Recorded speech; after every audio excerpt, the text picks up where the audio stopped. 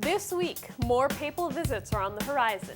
Vatican police take action against leaked documents, and the Church remembers the faithful departed.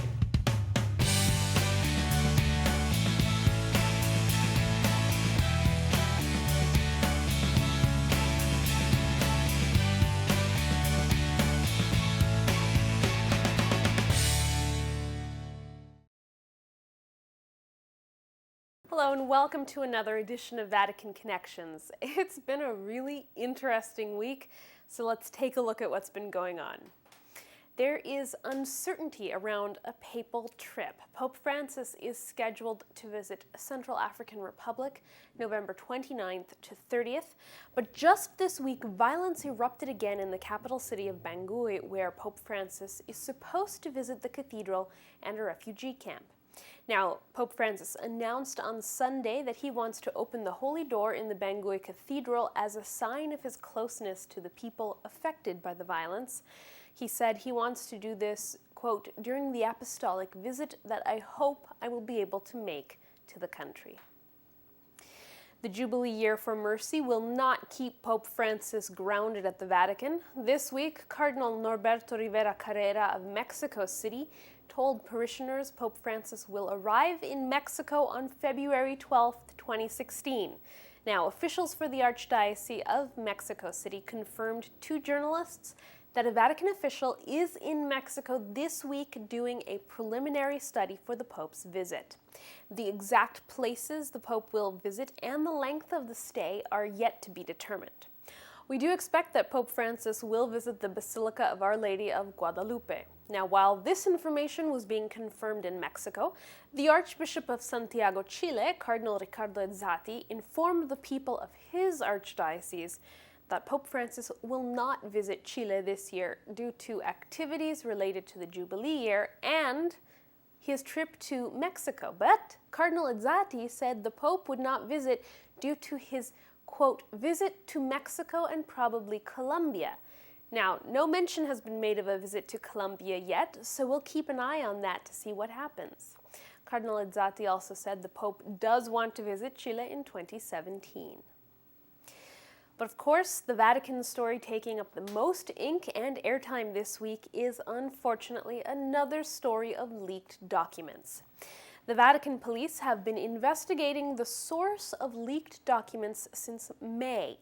Over the weekend, they called two people in for questioning. One is Monsignor Lucho Vallejo Balda, and the second is a laywoman, Francesca Chauqui. Now, Monsignor Vallejo Balda is the Secretary of the Prefecture for Economic Affairs. Both served on the Commission of Reference for the study of the Holy See's administrative and economic structures.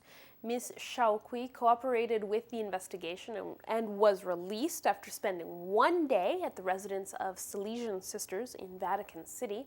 Monsignor Balda has not yet been released. Now, it's believed the two leaked private documents relating to the Vatican's financial and economic affairs, as well as audio recordings of private meetings with the Pope.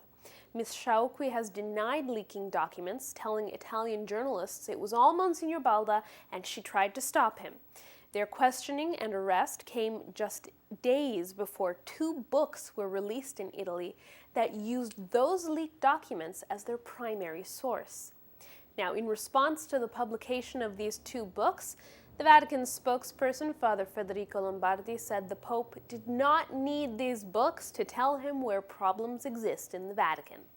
Father Lombardi also confirmed that an investigation into possible money laundering, insider trading, and market manipulation was started after the Vatican Financial Information Authority's report in February 2015. The Vatican's prosecutor office requested help from Italian and Swiss authorities in August of 2015. And the Vatican's digital footprint is expanding. The pediatric dispensary got its own website today. Now, this is a big step forward for the tiny center. The dispensary is run by the Sisters of Charity of St. Vincent de Paul in a tiny building just inside Vatican walls. They provide basic medical services to children and families who don't have access to Italian state health care.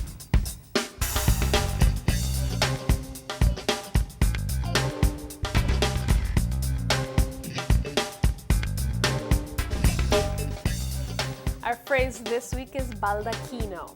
It is a canopy of rich brocade that is carried in church processions or placed over an altar. It also refers to a permanent altar canopy on pillars. For example, the baldacchino over the high altar at St. Peter's Basilica.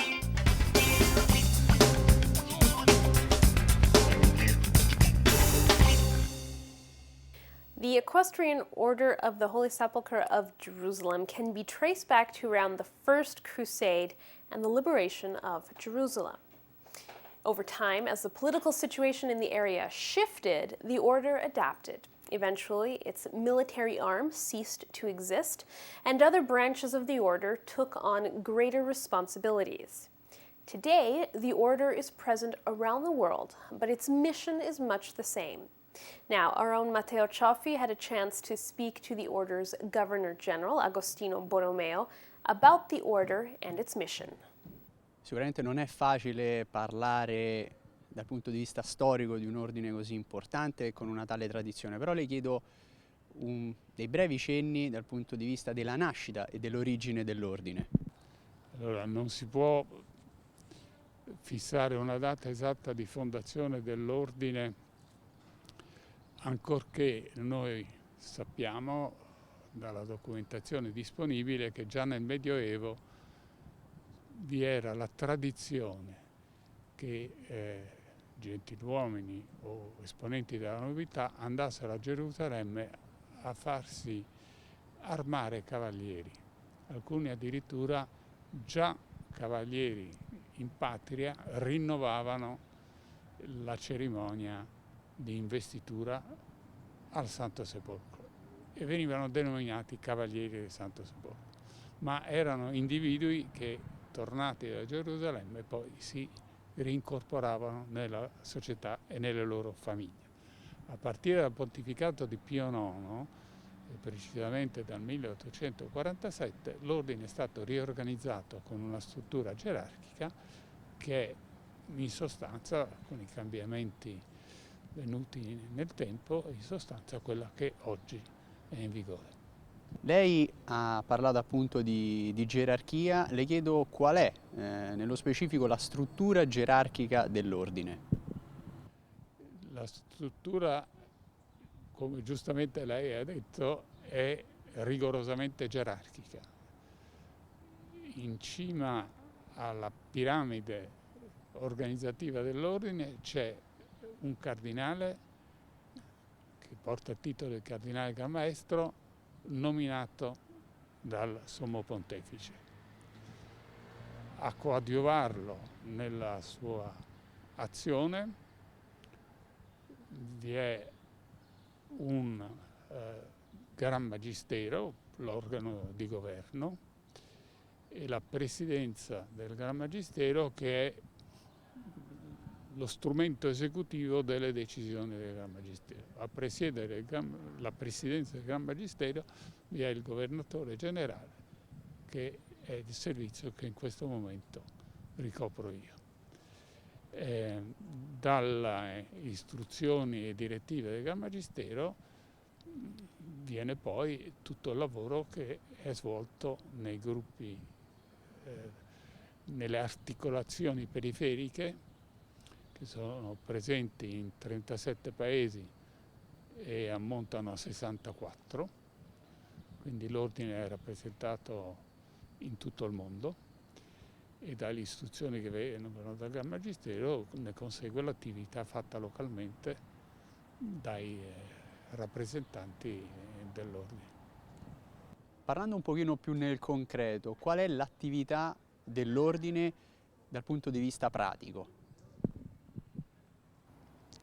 Gli scopi per i quali si entra a far parte dell'ordine sono fondamentalmente due. Uno è di carattere spirituale. Si diventa membri dell'ordine per accrescere la pratica della vita cristiana e quindi parte dell'attività dei membri sotto la direzione degli ecclesiastici responsabili è quella di accrescere la propria vita spirituale, o se vuole in termini più teologici rispondere alla chiamata generale alla santità, cioè alla santificazione personale alla quale ciascuno di noi è chiamato. E questo è il primo scopo. Il secondo scopo è il mandato che la Santa Sede ha affidato all'Ordine, che è quello di aiutare la Chiesa che è in Terra Santa, le sue istituzioni e i suoi fedeli. Le chiedo qual è il percorso, l'iter per poter diventare membri dell'ordine. Per diventare membri dell'ordine bisogna innanzitutto volerlo.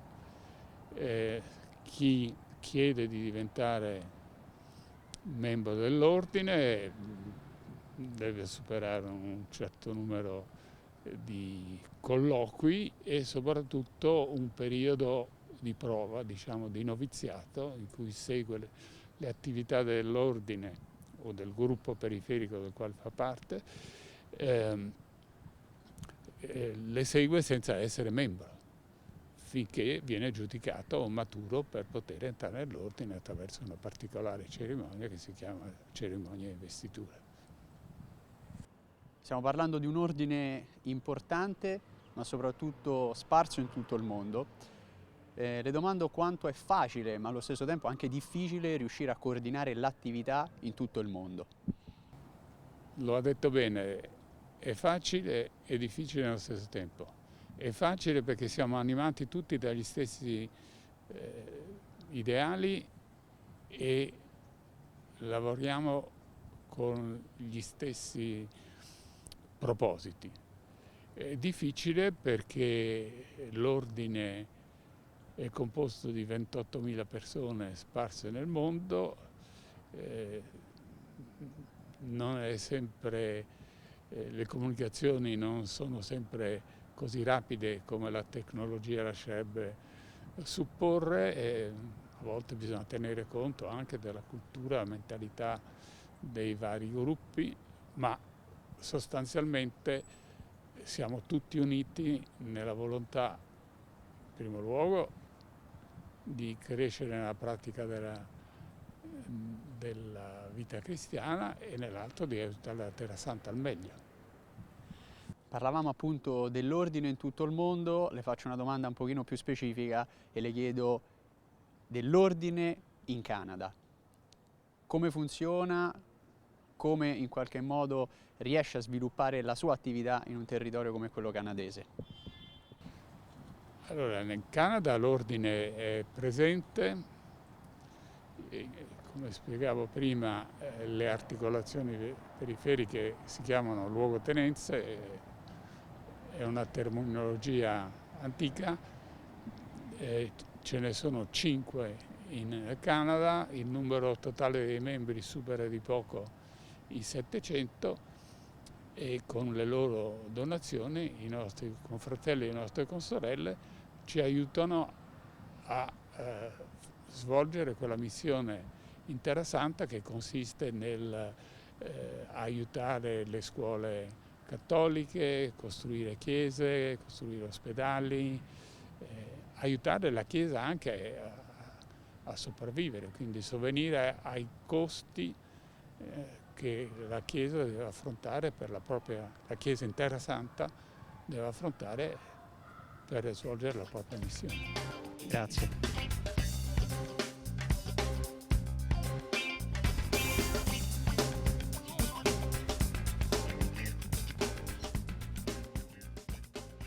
Now, while sensational stories were swirling around Rome, Pope Francis was hard at work. Let's take a look at what he's been doing. Over the weekend, Pope Francis marked All Saints' Day with a Mass at Rome's Verano Cemetery with local faithful. CNS has a look.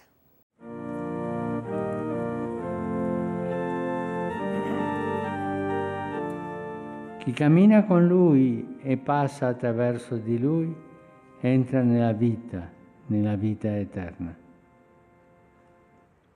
Chiediamo al Signore la grazia di essere persone semplici e umili, la grazia di saper piangere, la grazia di essere miti, la grazia di lavorare per la giustizia e per la pace e soprattutto la grazia di lasciarci perdonare da Dio per diventare strumenti della sua misericordia.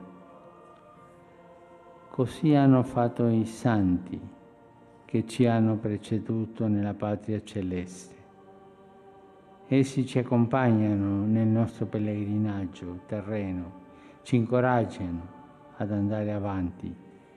La loro intercessione ci aiuti a camminare nella via di Gesù e ottenga la felicità eterna per i nostri fratelli e sorelle defunti, per i quali offriamo questa messa.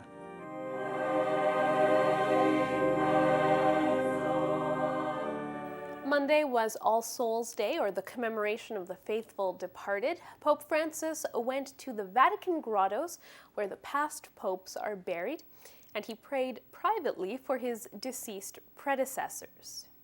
On Tuesday, the Holy Father celebrated a Mass at St. Peter's in memory of the cardinals and bishops who died over the past year.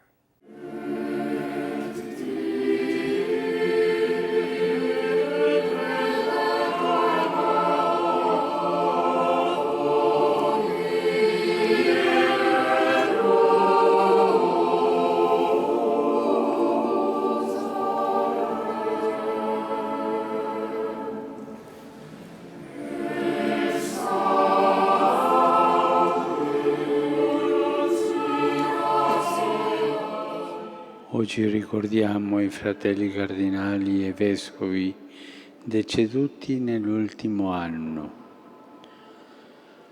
Su questa terra hanno amato la Chiesa, loro sposa, e noi preghiamo perché in Dio possano godere la gioia piena nella comunione dei santi.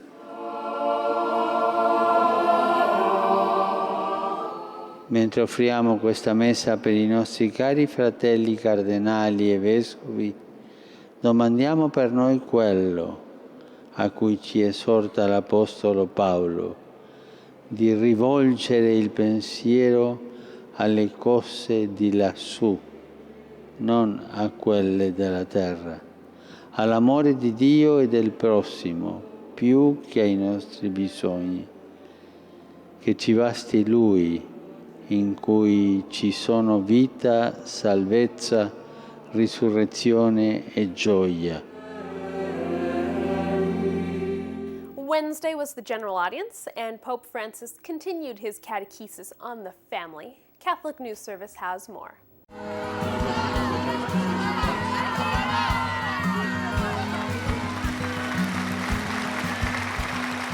L'Assemblea del Sinodo dei Vescovi, che si è conclusa da poco, ha riflettuto a fondo sulla vocazione e la missione della famiglia nella vita della Chiesa e della società contemporanea. È stato un evento di grazia. Al termine, i padri sinodali mi hanno consegnato il testo delle loro conclusioni. Ho voluto che questo testo fosse pubblicato perché tutti fossero partecipi del lavoro che ci ha visti impegnati assieme per 2 anni. Non è questo il momento di esaminare tali conclusioni, sulle quali devo io stesso meditare. Nel frattempo, però, la vita non si ferma. In particolare la vita delle famiglie non si ferma. Voi, care famiglie, siete sempre in cammino, in un mondo che a volte diventa arido di vita e di amore. Voi ogni giorno parlate del grande dono che sono il matrimonio e la famiglia.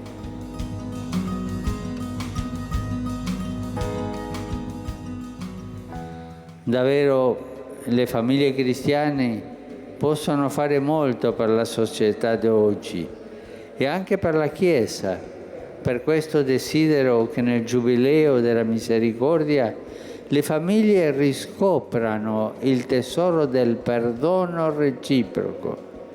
Preghiamo perché le famiglie siano sempre più capaci di vivere e di costruire strade concrete di riconciliazione, dove nessuno si senta abbandonato al peso dei suoi debiti. On Saturday, Pope Francis will have a special audience with workers from the Italian National Social Services Agency, and on Sunday he will lead the Angelus at St. Peter's Square.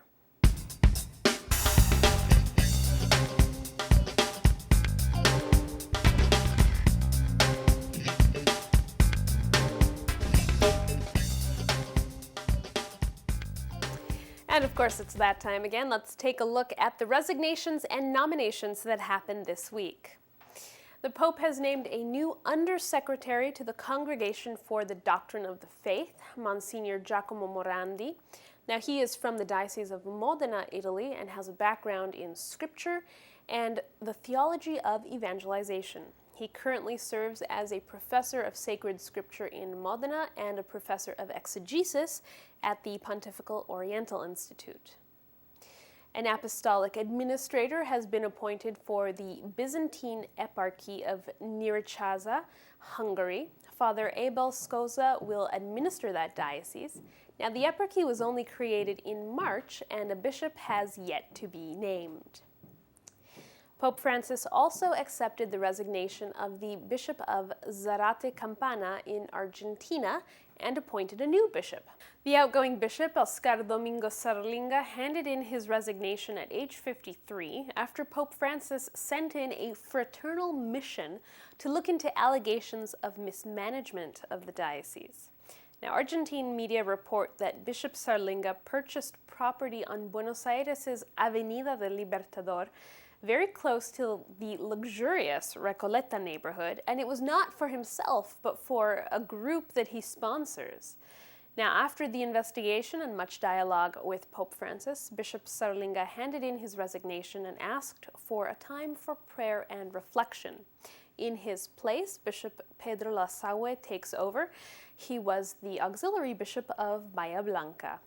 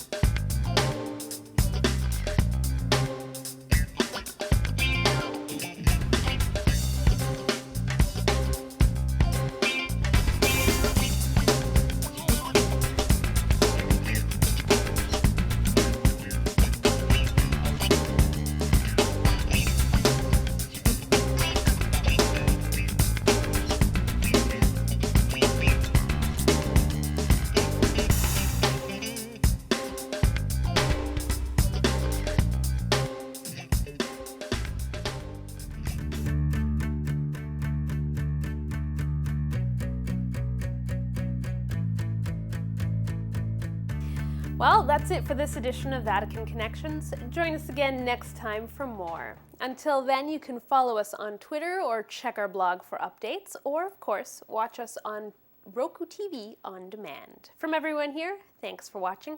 See you next time.